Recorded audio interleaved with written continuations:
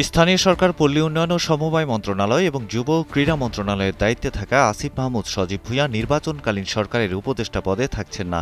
ঠিকানায় খালেদ মহিউদ্দিন শীর্ষক অনুষ্ঠানে তিনি এ তথ্য জানান। তবে কি আগামী জাতীয় সংসদ নির্বাচনের আগেই নাহিদ ইসলামের মতো উপদেষ্টার পদ ছেড়ে রাজনৈতিক দলের সঙ্গে যুক্ত হচ্ছেন আসিফ মাহমুদ? তার মুখ থেকে এমন ঘোষণা আসার আগে রাজনৈতিক অঙ্গনে গুঞ্জন ছিল ভোটের আগে দুই ছাত্র উপদেষ্টা আসিফ মাহমুদ ও মাহফুজ সরকার থেকে সরে এসে এনসিপিতে যোগ দিতে পারেন।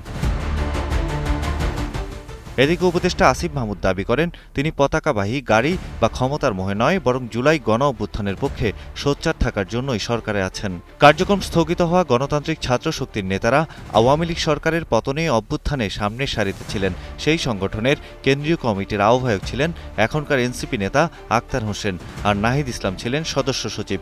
ছাত্রশক্তির ঢাকা বিশ্ববিদ্যালয় শাখার আহ্বায়ক ছিলেন আসিফ মাহমুদ।